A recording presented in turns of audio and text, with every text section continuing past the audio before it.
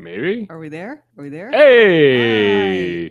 Good evening, ladies and gentlemen. Welcome, welcome, welcome. 3 welcomes for you tonight to the PGL Lobbycast. This is the Big Bad episode number 350, the big 350. We made it this far. The streak continues. I believe I'm contractually obligated to say. You are. And hey, I'm Will, and this is my lovely wife, Erin. Rocking, by the way, the Nerd Rage t-shirt. Show that bad boy off, because that is awesome. And as you may have guessed, since we're pimping the shirt, we're going to discuss all things Fallout in eager anticipation of Fallout 4, which drops next week at 12:01 a.m. Tuesday, the 10th of November, 2015. November? Not that we're counting. Not that we're counting. Tonight's episode is certainly not brought to you by vodka or tequila. No, absolutely not. With a little triple sec for flavor. You bet. Good times. So, big news for this week. Something Call of Duty 3, something nobody cares. But really, let's get to the bottom line here. Bethesda has released on the iTunes Store, Apple Store, whatever you call it, because I'm not an Apple person, and the Google Play Store, but unfortunately not perhaps yet the Windows Store. Sorry, Sam. Sorry, Sam. We're so sorry. And for anybody else out there in the interwebs that still has a Windows phone, apparently Bethesda said you can go F yourself. But I digress. And they really did, though, because we saw the too. Screenshot and they actually put is compatible with Windows and didn't supply a link. But yeah, it was a dead link. Everybody else there got a was link nothing to click on, except for you Windows users. So Wah, really, they kind of gave you the big but as we were trying to say here before we got sidetracked with how bad the Windows Phone support is for apps, Bethesda has released the Pip-Boy Companion for Fallout 4. I've had a chance to take a brief look at it, and it looks pretty sweet. Basically, for those of you not following along at all, because you've been hidden away in some deep, dark vault, waiting for the seals to come off and the door to roll away. See what you did there. Like that? Yeah. Yeah. I'm staying topical. People like it when you're topical. Yeah. The companion app will let you access your Pip-Boy, so all of your character management, inventory management, all that good stuff, while you were playing the game. It is also, of course, designed on your phone. It is also, of course, designed to nestle so nicely into the Pip-Boy edition for those of you that were fortunate enough to pre-order them. As I understand, there are no more, but check eBay and Craigslist and all the other purveyors of fine stolen goods, and you will probably find one starting around $500 beginning on Tuesday. If you need a Pip-Boy that badly, they're out there. The other thing that I've seen, which is pretty sweet, are some very crafty people that have a 3D printer, have been making their own Pip-Boys, and you can Google that at your leisure, if you prefer, and you can, if you have access to such technology, manufacture your very own Pip-Boy so that you can feel like you're roaming the wastes from the comfort and security of your own home. But the companion app is out. I recommend running it in demo mode, because apparently if you try to access the live mode, it just kind of sits there and tries to connect aimlessly to your Xbox One. I'm sure, however, come Tuesday that will work like a dream. We can hope. We can hope. Yes. Yes, indeed. Mm-hmm. So yeah, let's talk about those things. So we decided that we're going to bring you tonight our top favorite things and our top least favorite things from the Fallout series. As a caveat, my lovely wife, Erin, sitting next to me, has completed Fallout 3 approximately 452 times. Ish. Roughly. Ish. Fallout New Vegas completed roughly 36 times. Somewhere in there. Has not played Fallout 1, Fallout 2, Fallout Brotherhood of Steel, or Fallout Tactics. No. Because she's not a PC gamer, so don't hold that against her. And the Xbox One is freaking out over there. What's it doing? It's listening to your voice. My God. It can hear me from the kitchen, but it can't hear me from the living room. What the hell, Xbox? Anyways, yeah, it's fun. I can sit in my chair and go, Xbox, turn off! And it goes, huh? It's a true story. I've seen it happen. But apparently from the kitchen, it can hear me just fine. It hears just fine. Weird. Anyways, so we thought we'd bring you all the goodness from at least Fallout 3, at least Fallout New Vegas, Best and the worst. The best and the worst. And another caveat here is that is that we have the best and the worst. The way we're dividing this up isn't very strict. Or scientific. No, neither. Basically, by best, it could be moments that really struck us, whether they were good or bad. And by worst, it could also fall into that category, or stuff that just really pissed us off in that moment. Also true. We will do you the courtesy of clarifying which they fall into. Well, hopefully. Hopefully. Yeah. If we forget, don't hold us against us. Because again, tonight's episode is brought to you by tequila and vodka. And it is so good, so fruity, so flavorful. I love it. So refreshing. Tastes like the deserts of Mexico. Well, Erin, why don't you kick us off? What are your top 5 favorite things for being such an experienced wasteland traveler? These are just things that popped into my head, again, kind of like last week. And I'm sure if we actually had an extensive discussion about it, I might tweak a thing or two. Indeed. However, the first things that popped into my head, first one, Liberty Prime. Liberty Prime. From Fallout 3. Liberty Prime is awesome. It is. I mean, how could you not love a giant robot that stomps the Enclave into jelly while spouting blatant anti-communist propaganda? Yeah, it's fantastic. It's wonderful. When you get lines like "embrace democracy or be eradicated," pretty much you know that you've stumbled onto video game gold. It is. And really, for me, Liberty Prime is on my list as well. So just the idea of this monstrous pre-Great War artifact that has been brought back to life, has been resurrected by the Brotherhood of Steel to wreak terrible, fiery vengeance on the Enclave, really just sets a capstone into the series. Because not only is it fantastic and awesome, and you're like, yeah, get them, get them. You are on your couch doing that open mouth. This is awesome, yeah. The whole time. While he's smiting communism with his furious lasers. With his giant feet and eyes of eye beams. Oh, it's fantastic. But so not only is it, edge of your couch, fantastic, but you also got to kind of admit it is a little bit tongue-in-cheek comedy as well. Yes. Especially when you consider that the Enclave, who Liberty Prime is currently smushing into little teeny tiny piles of paste, really is formed of all of the former cabinet members and leaders of the free world known as America. So it's ironic. Irony. Irony. Mm-hmm. So yes, Liberty Prime is definitely in the top 5, as you mentioned, as it is for Cheers. as it is for him too. Let's see. Another big moment for me is in Fallout 3, the moment that you emerge from Vault 101. The moment you see daylight for the first time, natural daylight.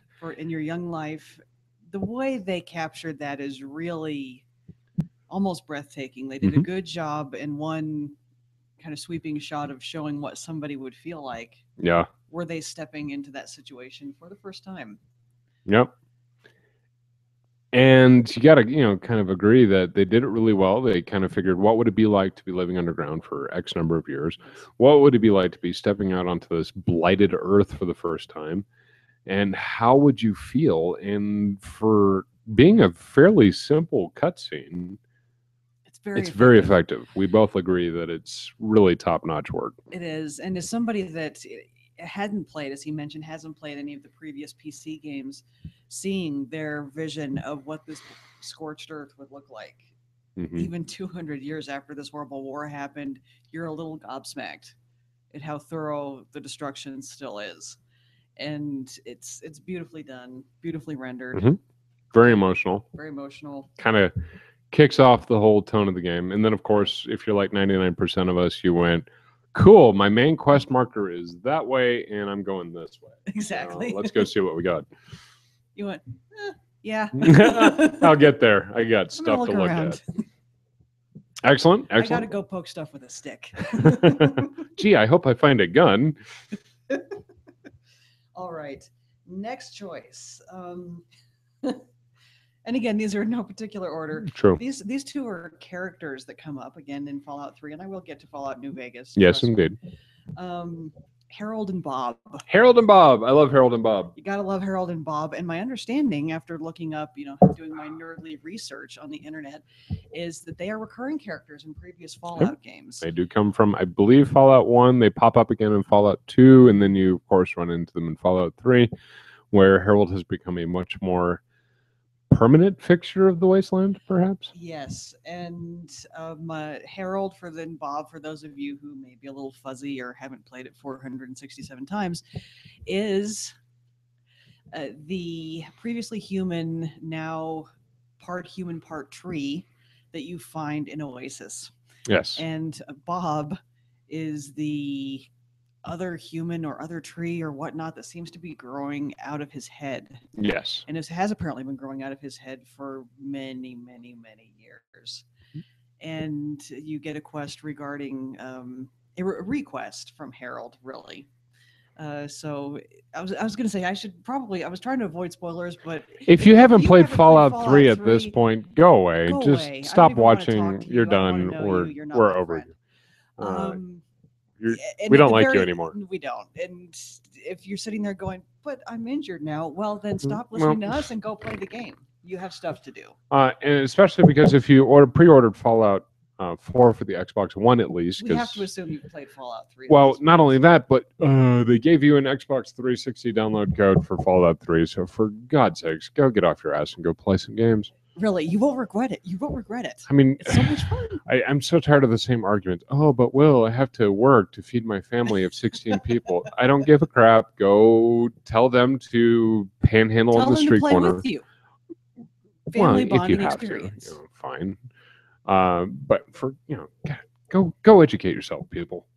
Truly. Anyways, angry rant aside. Angry rant aside. Hey, look, tequila. We'll assume that you played the game. My next choice, again, I told you I was getting to Fallout New Vegas, and here we are. Yay! Anything involving the DLC of Old World Blues. Old World Blues is one of my favorite DLCs from virtually any game I've ever played. It's fantastic, and it's very different from some of the other things that they did. It's very lighthearted in comparison to some of the other things that you see happening, particularly like Dead Money was dark as all hell. Yeah, this whole casino that was built basically to entomb the corpses of those who fall. And has since been taken over by an even darker individual in the form of Father Elijah. You have all these, you're in a post-apocalyptic wasteland. It can be rather dark, and they just went full tilt in the other direction with Old World Blues. They embraced the spirit of 1950s science fiction and bad movies and fantasticness that comes with it. They really did.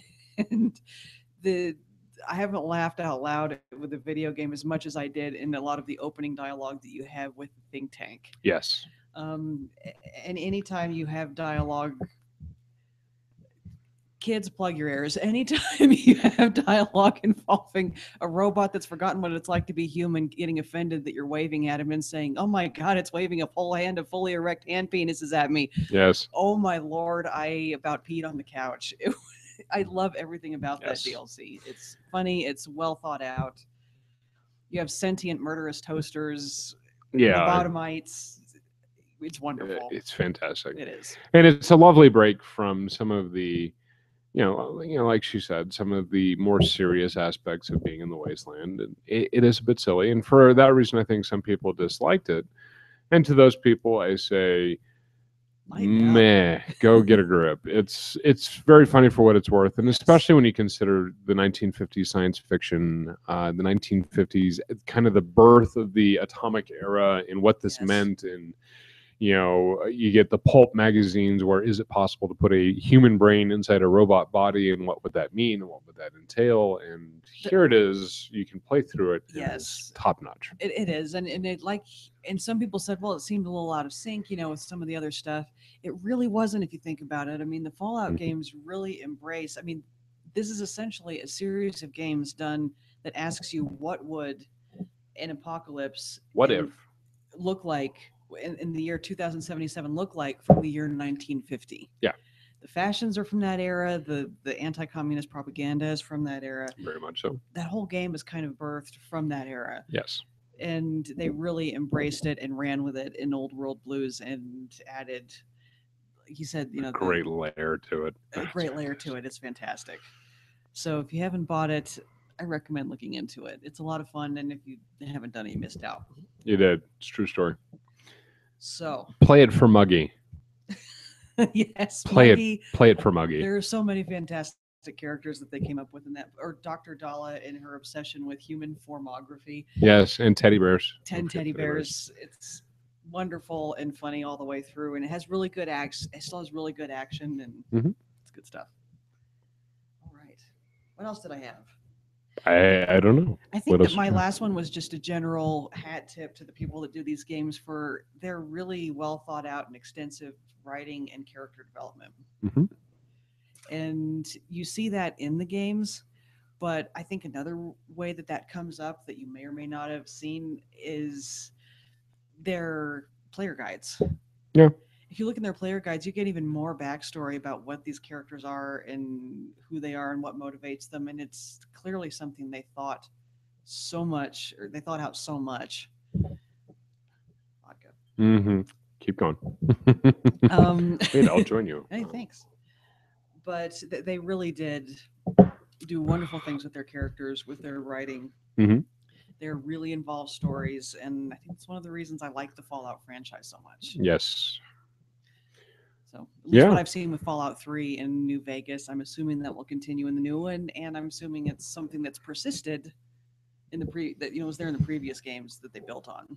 Yes, because Fallout, the original PC game, which I will admit I have played on the PC, but I have not finished due to some technical errors between hardware and software, which I'm still working on getting fixed.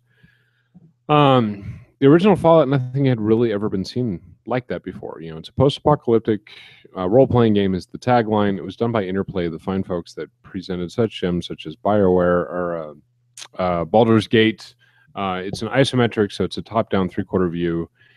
And it was a tough game, by all rights. You step out of that vault for the very first time and you're like, oh, crap. Red scorpions. What do I do? Oh, I'm dead. Let me start over and try this again. Let me do this. Let me do this. Oh, what's this persistent countdown clock that I have to deal with? Oh, crap. Wow, that's something else that I didn't take into consideration. And they start building on all these layers based on 1950s view of what would happen after atomic war. And it is fantastic. It is such a rich story, such a rich environment for them to play with that I am so excited to see what they do for Boston and Fallout 4. Yes, and as you know from the games that have already been released, they continue referencing, as we mentioned with Bob and Harold, they continue referencing the backstory that they laid down in the first few games. You have Bob and Harold, you have another character named Marcus. Marcus, yes. Yep. Super mutant Marcus. Super mutant Marcus that put together a settlement for super mutants in Fallout New Vegas, and if you talk to him, you get backstory from a previous game. Was it Vault 77 jumpsuit? Yes, the Vault 77 jumpsuit, along with the Burn This Damn Jumpsuit holotape that you get in Fallout 3. Which is courtesy of some of the pre-release Fallout 3 propaganda that was done by the fine folks that do the Penny Arcade webcomic, which was one Vault, one man in a crate full of puppets, which is a brilliant webcomic. Look it up. I don't need to expound on it any further, but the fact that made it into the canon of the game shows you just how willing they are to take these kind of layers and add dimensions and add backstory and add all this information to it. One of the ones that pops in my head is Tinker Joe. Oh, yes. Tinker Joe and his 3 robots, I believe, in the wasteland. I don't remember exactly where, but it's Fallout 3. You actually usually run into them outside of the Robco factory when you're on a quest for Moira Brown. That is correct. If you look carefully, you'll run into Robot 1, which I believe is a Securitron. You'll run into Robot 2, which I believe is a Mr. Handy. And then if you look really carefully, you'll actually find Tinker Joe beneath the collapsed remains of a 3rd robot. So the simple fact that they have this whole backstory for this skeleton that you find in the waste really shows what detail they give to the game. Well, in Tinker Joe, it kind of depends. Tinker Joe is a living character that you can encounter. Oh, really? And at some point, when you're on that, usually, like I said, when you're on that quest for Moira, if you hit things right, you encounter him alive and you try to buy a robot. If you try to buy a robot from him, he may or may not sell you one. The trick is my understanding is the trick to him selling you a robot is you have to be neutral. Oh. If you're good or bad, he just says, I don't think my robot likes the look of you. He's particular, and you won't get any love. This is why I turned to her, folks. She has played these games more than any other human alive, as far as I'm aware. It's impressive, slightly scary, a little bit concerning, but I'm still impressed, and that's why I bring her along. So she makes me look smart. No, wait. No, yeah, that's right. Yeah, we'll go with that. You don't need my help. I don't, but anyways, we digress. Hey, look, tequila. So those are kind of the top 5 that popped into my head for favorites. Will. So I have to agree with you, Liberty Prime. I absolutely love the Liberty Prime. I can't help myself. Die communist scum, die. You gotta love it. So I mean, what else can you say? It's Liberty Prime, for God's sakes. I did shed a little tear when Liberty Prime dies. I was just thinking the same thing. when the Enclave blows him up later, that's when the cry of no goes out in the living room. It's painful. It's painful. It's like, not my Liberty Prime. Yeah. So I have to agree with Liberty Prime. I have to agree with one of my favorite moments is when you first step out of the vault. I'm in complete concordance with you on that. But I will have to add a little bit of flavor to the text here, and I will have to say that I absolutely love the Point Lookout DLC Fallout 3 Hallucinations. Oh, that is a very good call. Very good call. You get drugged. You're wandering around the hillbilly swamps of Maryland. And he means every word of that too. It is the hillbilly swamps. Swamps of Maryland. We're talking about backwoods redneck. Inbred mutants. Ooh, it's good times. Yeah. But you start looking around, and if you look really closely, you'll notice some of these strange differences, like Schmalt Boys or Schmalt Tech boy bobbleheads, and it's awesome. It's really well done. Really entertaining to go through the hallucination sequence. Absolutely. I do love the anything with Old World Blues. One of my favorite DLCs of all time, so I'm in complete accordance with you there as well. I would have to say that one of my favorite moments in any Fallout game is the first time you encounter a Deathclaw. Now, some of you sitting at home may go, well, that's strange because Deathclaws are terrifying. They typically tend to destroy you within the first 5 minutes if you're unfortunate enough to level up or to wander upon one before you are of level enough to handle one. And that really is the key for me, because what I love about the Fallout series is the fact that it is open world, it is open exploration. You can pretty much go wherever you want, set your own tempo, do your own thing. So like most people, I decided to wander around, and I said, oh, what's that off in the distance? It looks like a giant lizard. I wonder if it's friendly. Let's walk up and pet it. Yeah. You poke. Like this. Oh, it ate me. Oh my God, it ate me fast. Oh, wow, that was terrifying. I wonder if I can beat this thing in fair combat. So then you reload, you come back to it, and you're like, pow, pow, pow. And it goes whack and knocks your head right off your shoulders. It's true. And, really for such an apex predator, it's so well delivered. They're freaking terrifying. They are. And I got to admit, with all the pre-release footage of Fallout 4, where you see the Deathclaw rising out of the freaking sewer grate, and you're in power armor, or at least they are in that footage. You're in power armor with a freaking Gatling gun, and it's still a hell of a fight. A fight, man. I'm excited. This looks like fun. So I know that's probably a scripted event. Hopefully it's something that, is overcomable, but it looks like a big boss fight kind of stage. I'm excited for it because I love the Deathclaws. I love the idea that they took this itty bitty little cute teeny tiny chameleon and they turn it into this ravening lunatic that just wanders the wasteland, causing death and despair wherever it goes. Wherever it goes. And the fact that I'm anybody out there that plays these games had that moment when they played Fallout New Vegas, the first time they ran across a Deathclaw, going, "Oh God, I missed my dart gun." Yeah. Oh, the dart guns were fantastic. The dart guns were fantastic for combating Deathclaws, and you don't get them in New Vegas. Yeah. And there's a lot of Deathclaws in New Vegas. There's a lot of Deathclaws in New Vegas. Blind ones, regular ones, alpha ones, mama ones, baby ones. Deathclaws collect. Apparently the Mojave is a friendly place for Deathclaws. Yes. So let's see, I believe that's 3. I lost count. I'm drinking. So we'll move on to number 2. I'd have to say that as far as emotional impact in Fallout 3, you reconnect with your father at Project Purity, and then the Enclave attacks, and then your dad dies. That, for me, was an emotional punch to the gut. I was not expecting that.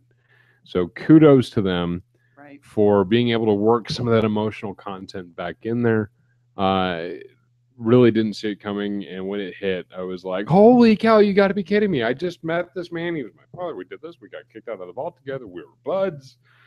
You know, he said I looked just like him, even though my character is black and he's white. I'm so confused. But yeah, Project Purity and losing Dad was a bit of an emotional kickstart. It was. So. My next, probably top favorite moment in the Fallout series, and this one really is a tough one to kind of wrap your brain around. It's in my top 5 for impact. I know it's in Erin's top 5 for woeness. I think I know where he's going with this one. Fallout New Vegas.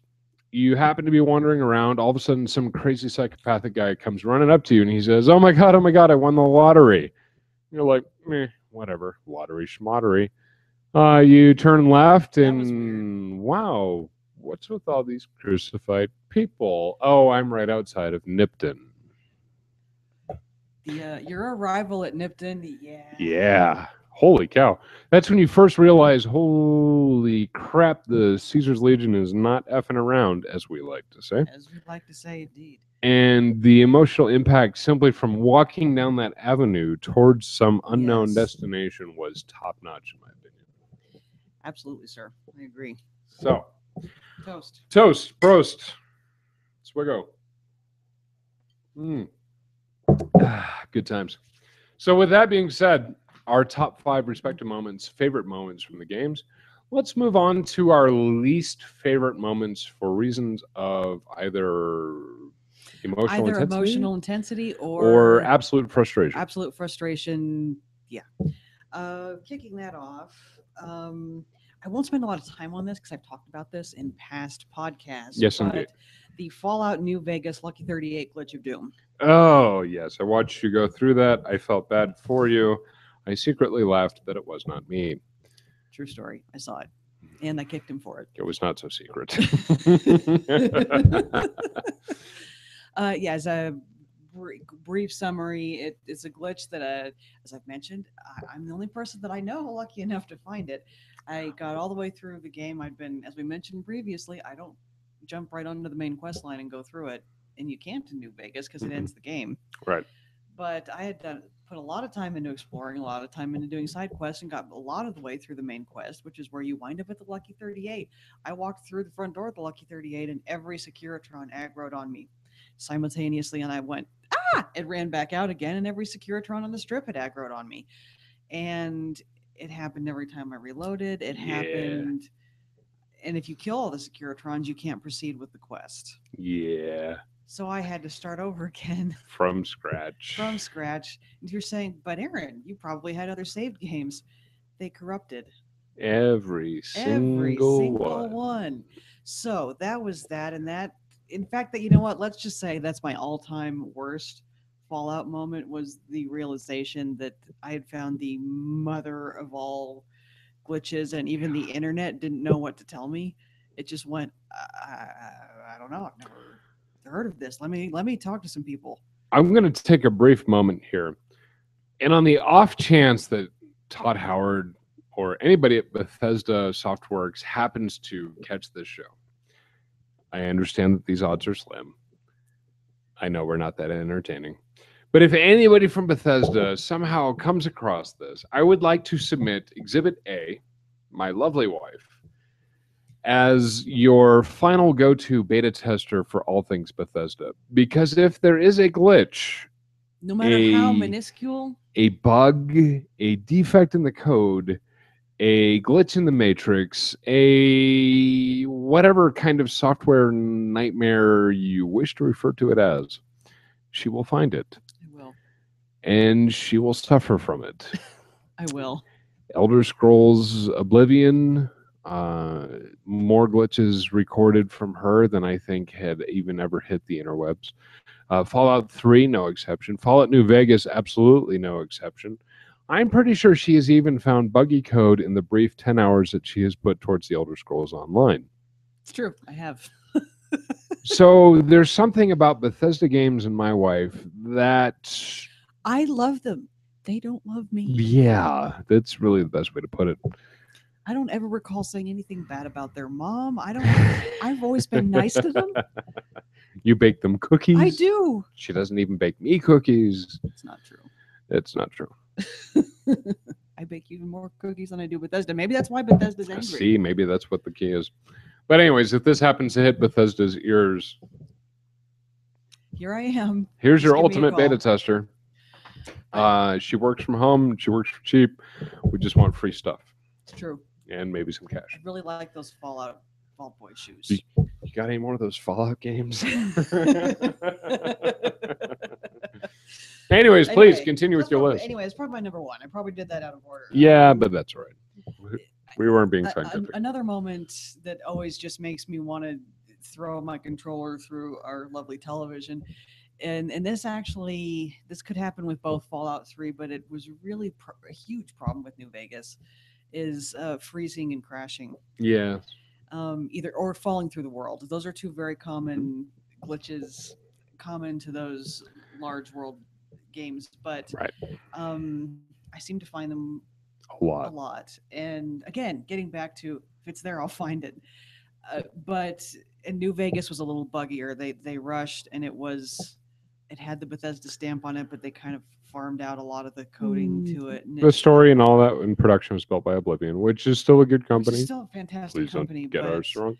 I think the biggest problem was that they rushed. They got that strike while the iron is hot mentality, and they didn't take their time to deliver as good a game as they could. I still love it very much, but there it showed. Gonna die. No, you're not.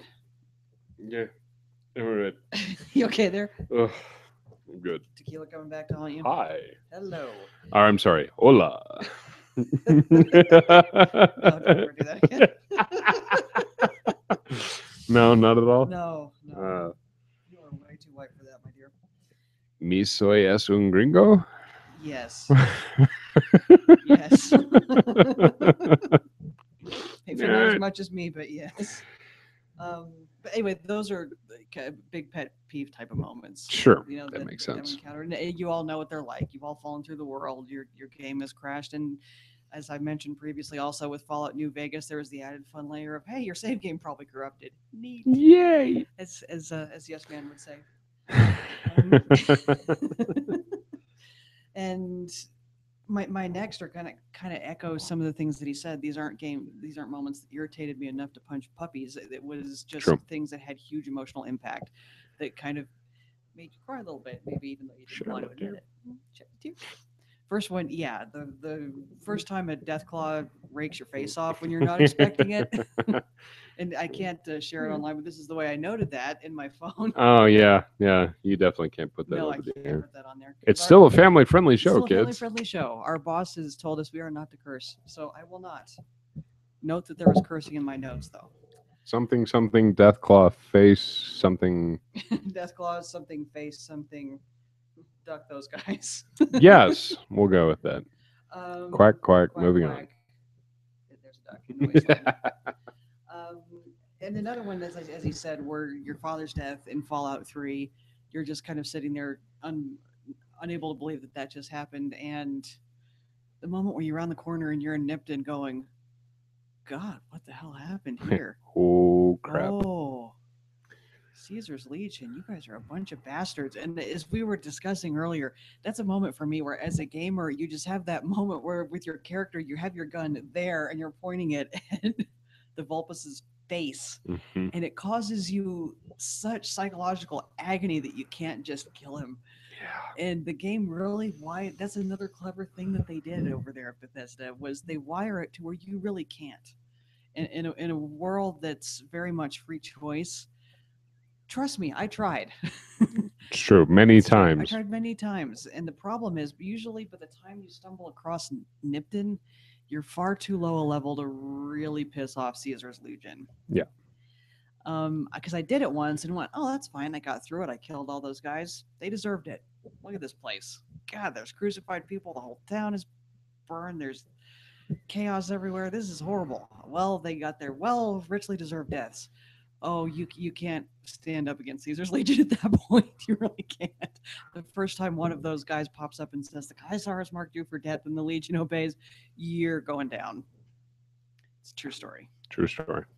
So I seen it. He did. He was a witness to me trying to struggle through that, and then finally having to say, well, good thing I left a save game and it didn't corrupt. Yay. Going back and reloading that and rethinking the error of my ways. So those are definitely my 5 worst for varying reasons. Mm-hmm. How about you, my dear? I had a great big list walking into this, and most of it's evaporated out of my head. Hold on, wait. Wait. I think I see a couple of them in the bottom of the glass there. It's fantastic. My least favorite Fallout moments are typically, again, the bugs, the glitches, the hangups, the freezes, the crashes, the burns. With all that being said, my least favorite moments would conversely, alongside my favorite moments, be Nipton, because it is such a horrific thing. It's on the lip. There it is. I got it. I found it. Found it's it? right there. All right. We're ready. When I play role-playing games, I typically tend to cast myself as the hero of my story, which I presume is fairly typical. I know some people, Jordy. prefer to play the ravening psychopath. But I typically play as the hero of the story, obviously. So with that, I tend to uphold a certain Paragon creed. I tend to follow certain quest choices that will lead me to positive outcomes. And then once I've played through the game once or twice as the hero, then I will eventually branch out into absolute bastarddom. And with that being said, one of my least favorite yet still kind of awesome moments is reducing Megaton to a pile of ash. And that just goes to show you, I guess, that I still feel guilty about pushing that little red button. But the way they deliver that cutscene from the top of Tenpenny Tower, where you see that shockwave come rolling towards you, and the mushroom cloud off glistening in the distance, is still pretty fantastic. But I will admit, I've only done that twice. For the most part, I have always fought to preserve Megaton, simply because, if nothing else, Moira Brown as a ghoul is somewhat terrifying. Oh my God. I almost flung myself over the back of the couch the first time her melted face popped up in front of the camera. Which does lead me to another issue that is something of a plot hole for me, since pretty much they imply that to become a ghoul, one has to be exposed to certain levels of radiation over the course of several decades, if not hundreds of years. And she seems to have been ghoulified overnight. I'll allow it, but kind of a weak plot hole. Speaking of weak plot holes, that will bring me to the next one, which is Candlelight Caverns. I was going to leave this disturbing little tidbit alone, but why? I got to talk about it. I don't see why. So Candlelight Caverns, you have this kind of underground natural phenomenon that is a tourist attraction, much like Carlsbad Caverns. And I think he means lamplight. Lamplight Caverns, yes, thank you. What did I say? Candlelight. Oh, hold on, wait. There you go. One more. Oh, it's so fruity. I like it. Lamplight, Little Lamplight. Little Lamplight. So Little Lamplight, you have this natural cavern complex that has obviously been the tourist attraction that it was meant to be, much like Carlsbad Caverns in New Mexico. This school group gets caught there, and thus the origins of Little Lamplight begin. My problems with this, the big plot hole that nobody seems to want to discuss, is the fact that you've had all these juveniles, because I'm pretty sure you get kicked out at the age of 16. 16. Now there's a couple of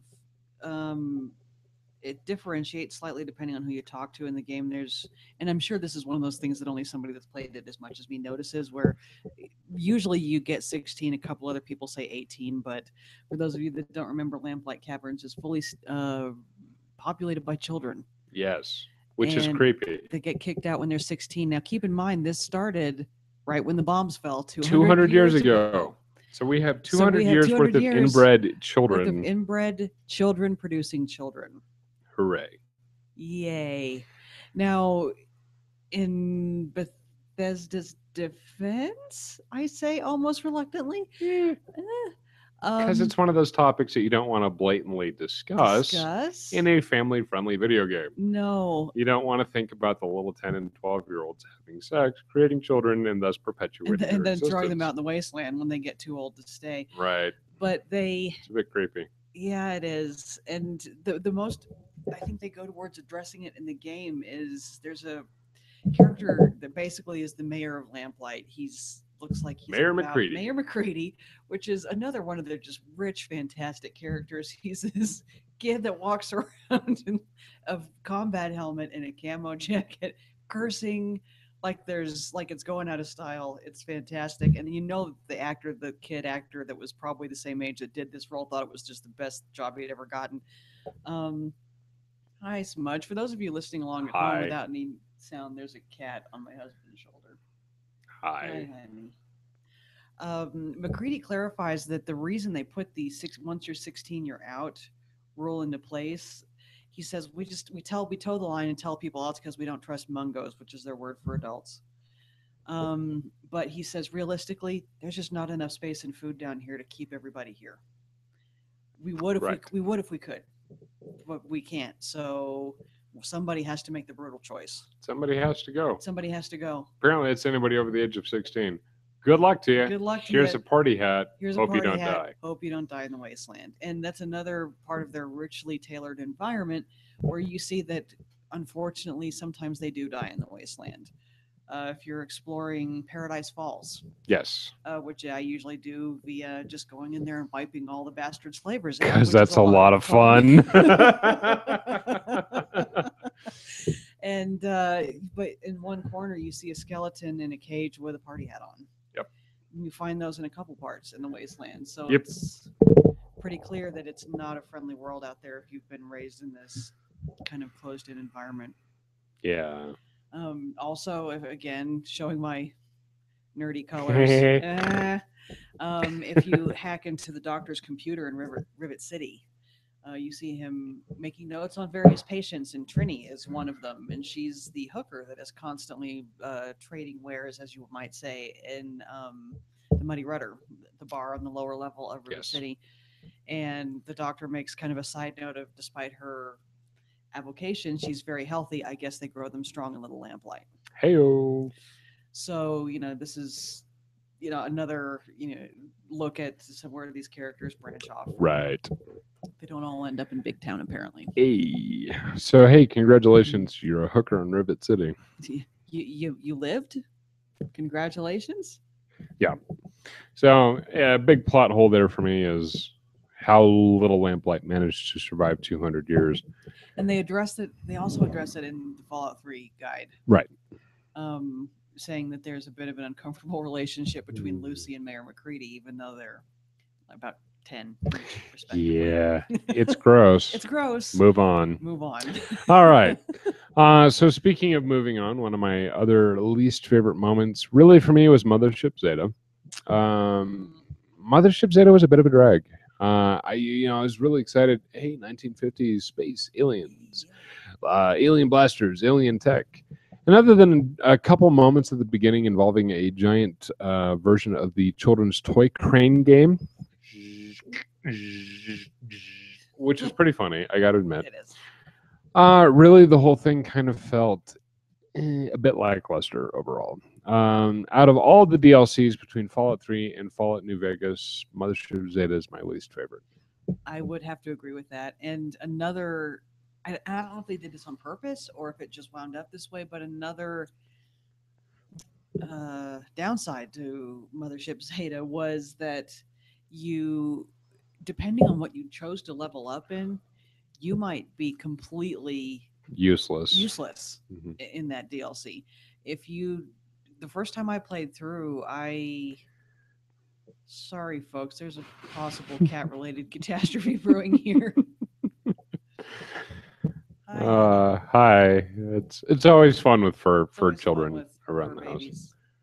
Good times. Please continue. She hasn't barfed on anything. No, we're doing good. Awesome. Please don't barf on the soundboard. It's not ours. That's not ours. Oh yeah. Those of you that were here a few weeks ago when she actually did barf during the show.